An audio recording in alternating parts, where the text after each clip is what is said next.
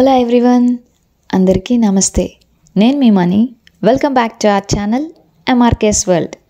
ఇవాల్టి వీడియోలో king of వెజిటేబుల్స్తో ఒక మంచి రెసిపీ చూద్దామండి. సో లేట్ చేయకుండా లెట్స్ స్టార్ట్. ముందుగా స్టఫ్ చేయడానికి వీలుగా ఉండేలాంటి వంకాయల్ని తీసుకుందామండి. ఇక్కడ నేను 10 వంకాయల వరకు తీసుకున్నాను స్టఫ్ చేయడానికి. ఇప్పుడు వీటిని బాగా క్లీన్ చేసుకున్నాక ఇప్పుడు ఒక్కొక్క వంకాయని ఇలాగా అడ్డంగా నిలువుగా ఒక 3/4 వరకు కట్ చేసుకొని లైట్గా సాల్ట్ వేసిన వాటర్లోని వేసేసి ఉంచుకుందామండి. ఇప్పుడు స్టవ్ మీద ప్యాన్ పెట్టి ఒక 1/3 కప్ వరకు పల్లీలను వేసి వీటిని డ్రై రోస్ట్ చేయాలండి. ఒక మీడియం టు లో ఫ్లేమ్లోని అడ్జస్ట్ చేసుకొని నిదానంగా డ్రై రోస్ట్ చేసుకోవాలి. కాస్త డ్రై రోస్ట్ చేస్తాం కదండి, అప్పుడు ఇందులో ఒక 2 టేబుల్ స్పూన్ల వరకు నువ్వులను వేసి వీటిని కూడా కాస్త వేయించుకోవాలి. ఇందులో చిన్న చెక్క, 4 లవంగాలు, ఒక 3 యాలకులు, అలానే ఒక 2 టేబుల్ స్పూన్ల వరకు ధనియాలు వేసి సాట్ చేసుకోవాలండి.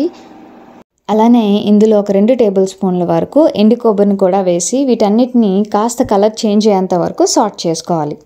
కలర్ చేంజ్ అయ్యాక స్టవ్ ఆఫ్ చేసేసి ఇది చల్లారాక ఇప్పుడు దీన్ని ఒక మిక్సర్ జార్లోకి ట్రాన్స్ఫర్ చేసేసుకొని ఇప్పుడు ఇందులో ఒక 1/2 టీ స్పూన్ పసుపు, 1 టీ స్పూన్ కారం, అలానే ఒక 2 రెబ్బలు కరివేపాకు, అలానే 1 టేబుల్ స్పూన్ వరకు ఆయిల్ వేసేసి ఇప్పుడు దీన్ని గ్రైండ్ చేసుకోవాలండి. ఇప్పుడు ఇదంతా బాగా మిక్సీ పట్టేస్తాం కదండి, అప్పుడు దీన్ని ఒక చిన్న బౌల్లోకి ట్రాన్స్ఫర్ చేసేసుకొని ఇప్పుడు ఇదే మిక్సర్ జార్లో ఒక 2 ఆనియన్స్ వరకును కట్ చేసి వాటిని పేస్ట్ చేసేసుకుందాం.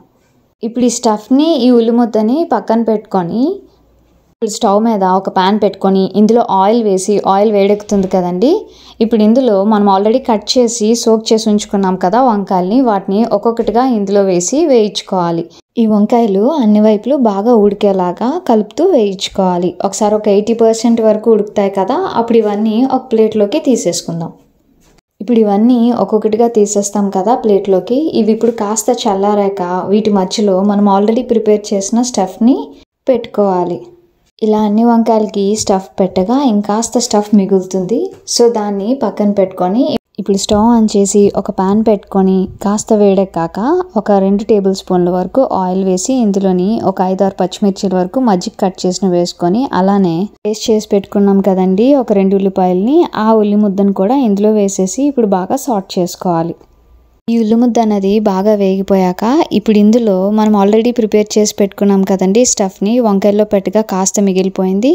ఇప్పుడు దాన్ని కూడా ఇప్పుడు ఇందులో వేసేసి సాట్ చేసుకోవాలి. సాట్ చేసుకున్నాక ఇప్పుడు ఇందులో 1 టేబుల్ స్పూన్ల వరకు కారం, అలానే రుచికి సరిపడగా సాల్ట్ వేసి ఇప్పుడు ఈ కారం వేగేలాగా ఒక 2 నిమిషాల పాటు వేయించుకొని ఇప్పుడు 1 కప్ వరకు వాటర్ని స్లోగా యాడ్ చేసి కలుపుకొని దీన్ని ఒక 4 నిమిషాల పాటు బాగా ఉడకనిద్దాం. 4 నిమిషాల పాటు బాగా ఉడికాక ఇప్పుడు మనం స్టఫ్ చేసి పెట్టుకున్నాం కదండి వంకాయల్ని, ఆ వంకాయల్ని ఒక్కొక్కటిగా ఇందులోని వేసుకొని స్టఫ్ చేసిన ఈ వంకాయలు విడిపోకుండా జాగ్రత్తగా కలుపుకోవాలి. కలుపుకుంటూ ఒక 2-3 నిమిషాల వరకు బాగా ఉడికాక ఇప్పుడు ఇందులో ఒక 1/3 కప్ వరకు చింతపండు రసాన్ని వేసుకుంటున్నానండి. ఇప్పుడు చింతపండు రసం వేసాక నిదానంగా కలుపుకొని మూత పెట్టేసి ఒక 4 నిమిషాల పాటు దీన్ని బాగా ఉడకనిద్దామండి, మధ్య మధ్యలో కలుపుకుంటూ. ఇలా గ్రేవీ అన్నది దగ్గర పడి చిక్కబడుతుంది కదా, అప్పుడు మనకు తగ్గ కన్సిస్టెన్సీ వచ్చాక స్టవ్ ఆఫ్ చేసేసి సర్వ్ చేసేసుకోవటమే. ఇది వరకు వంకాయల్ని ఒక 80% వరకు ఫ్రై చేస్తూ ఉడికించాం కదండి, ఇప్పుడు ఇంకాస్త ఈ గ్రేవీలో కూడా ఉడికిస్తున్నాం కదా, సో టేస్ట్ అయితే మాత్రం చాలా బాగా వస్తుంది. వేడి అన్నంలోకి కానీ చపాతీకి కానీ చాలా బాగుంటుందండి. నచ్చితే కనుక మీరు కూడా ట్రై చేసి మీకు ఎలా కుదిరిందో కామెంట్ చేయండి. Thanks for watching. Please to like, share, comment and subscribe for more videos.